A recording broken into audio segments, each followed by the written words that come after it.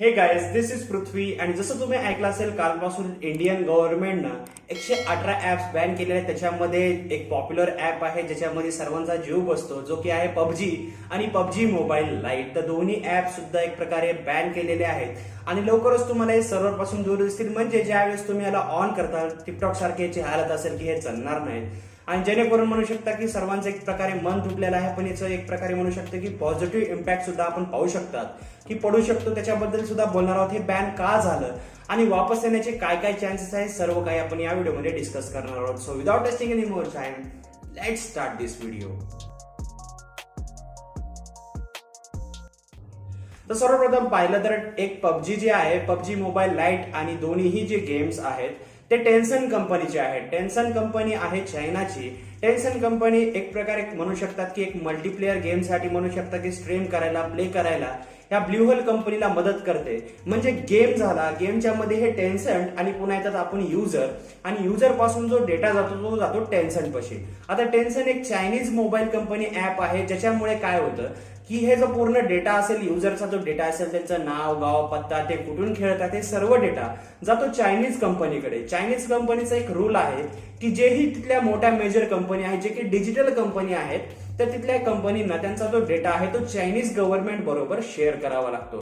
Chinese गव्हर्नमेंटला त्यांना नाही म्हणता येत नाही. जर त्यांनी म्हणले की आम्हाला हा डेटा पाहिजे, अशा युजरचा डेटा पाहिजे, तर तिथल्या कंपन्या वापस गव्हर्नमेंटला विचारू शकत नाहीत की आम्ही तुम्हाला डेटा देत आहोत पण हा कुठे युज करतात. म्हणजे चायनीज गव्हर्नमेंट तो जो डेटा आहे तो कशाही प्रकारे युज करू शकतात. तर याचा मिसयूज होत होता.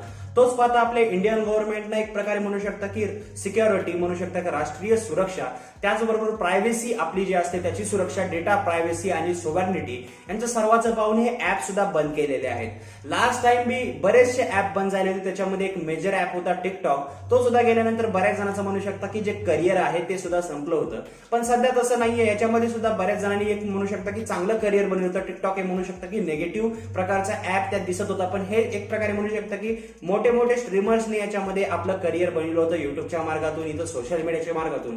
तर त्यांचं सुद्धा एक प्रकारे धोक्यात आलेलं आहे. पण हे ऍप बंद का झाले, तर आत्ताच का बंद झाले, मागे का झाले नाही, तर मागे टेन्संट कंपनीने म्हणू शकता की या पबजीने त्यांची जी प्रायव्हसी पॉलिसी आहे त्याच्यामध्ये चेंजेस केले होते. म्हणून ज्यावेळेस तुम्ही गेम ओपन करत होता तर तिथे एक मेसेज होता की आमचं जे प्रायव्हसी पॉलिसी आहे ते इंडियन युजरसाठी आम्ही चेंज केलेलं आहे, जेणेकरून त्यावेळेस हे वाचलं होतं. पण आता हे गव्हर्नमेंटच्या रडारमध्ये आले आणि आता हे दोन्ही ऍप्स बंद झालेले आहेत. आता म्हणू शकता की हे वापस येण्याचे चान्सेस काय काय आहेत, त्यासाठीच तुम्ही हे व्हिडिओ पाहता. तर वापस येण्याचे चान्सेस पाहिले तर जे इथले सीईओ आहे, त्याचे सीईओ वगैरे आहेत ह्या पबजीचे, भारतामधले आपलेच लोक असतात, तर हे जे तिथं आहेत तर ते म्हणत त्यांनी एक प्रकारे लेटर जारी केलेलं आहे की जे इंडियन युजरचं जे म्हणू शकतं की डेटा आहे, त्यांची प्रायव्हसी आहे, तर ती आम्ही चायनीजमध्ये, त्यांनी सरळ लिहिलेलं आहे की चायनीजमध्ये स्टोअर न करता आम्ही दुसऱ्या देशामध्ये कुठेतरी स्टोअर करू, जेणेकरून हे प्रायव्हसी म्हणजे ह्यांचा जो डेटा आहे, आपल्या इंडियन युजरचा डेटा आहे, तो चायनीज गव्हर्नमेंट बरोबर शेअर करण्याची काही गरज पडणार नाही, जेणेकरून हा गेम बी बॅन करण्याची काही गरज पडणार नाही. पण हे जर त्यांनी पहिलं केलं असतं तर हे बघायला त्यांना दिवस आलेच नसते. पण त्यांनी ते केलेलं नाहीये. ते डेटा चायनीज गव्हर्नमेंट युज करतो. पण इथून पुढे समजा त्यांनी सर्व्हर चेंज केले किंवा ती जी टेन्संट कंपनी आहे त्याला बदलून समजा दुसरी कोणती पॅरेंट कंपनी तिच्यामध्ये आली, तर समजा हा गेम आपल्याला वापस भेटू शकतो. पण सध्या गव्हर्नमेंटनं सुद्धा याच्यामध्ये काही एक प्रकारे बॅन करायचं ठरलेलं आहे. 2-3 दिवसामध्ये हा गेम सुद्धा बंद पडू शकतो. लास्ट टाइम पाकिस्तानमध्ये, आपला शेजारीच आहे, चांगलं जमत नाही आपलं माहित आहे, तर तिथं सुद्धा बॅन झाला होता. पण नंतर तिथल्याही हायकोर्टाने त्याला अनबॅन केलं होतं, वापस तिथले सर्वजण झाले. पण सध्या आपलं जवळ हे परमनंट बॅन आहे, ना की प्ले स्टोरवरून घालवायचं बॅन आहे. तर हे सर्व्हरवरून डायरेक्ट उडवायचंच काम आहे, जेणेकरून तुम्ही याला ऍक्सेस करू शकत नाहीत, काहीही करा. तर अशा प्रकारचं हे बॅन झालेलं आहे. समजा जर सर्व्हर चेंज केले, पॅरेंट कंपनी चेंज केली, तर वापस येण्याची चान्स आहे. टिकटॉक सुद्धा एक प्रकारे त्यांचे सीईओ म्हणत होते की आम्ही सुद्धा जे आहे ते लवकरच याच्याशी बोलायचा प्रयत्न करू, गव्हर्नमेंटशी बोलायचा प्रयत्न करू, हे ऍप वापस आणू. पण गव्हर्नमेंटचा काय मूड दिसला नाहीये, 2 ते 3 महिने झाले. त्याचबरोबर याचं सुद्धा एक प्रकारे म्हणू शकतं की वेळ लागू शकतो. पण याचे जे अल्टरनेटिव्ह आहे ते तुम्हाला मिळू शकतात. म्हणू शकतात की कुणी याला गेमला रिप्लेस करू शकत नाही. गेम का खूपच तगडा गेम आहे, पण याला रिप्लेस करायचं म्हटलं थोड्या प्रमाणात तर तुम्ही कॉल ऑफ ड्युटी घेऊ शकता. त्याचबरोबर तुम्ही एक प्रकारे फ्री फायर सुद्धा खेळू शकता, किंवा याच्याबरोबर तुम्ही म्हणू शकता की ते जे म्हणू शकता की बाकीचे जे अल्टरनेटिव्ह गेम्स आहेत, मल्टीप्लेअर गेम्स आहेत, तर ते खेळू शकता. तर हे चान्स आहेत, पण मला वाटत नाही की पबजी जे खेळत आहेत ते वापस याच्यावर कोणत्या दुसऱ्या प्लॅटफॉर्मवर शिफ्ट होतील, कारण सवय असते प्रत्येकाची आपली.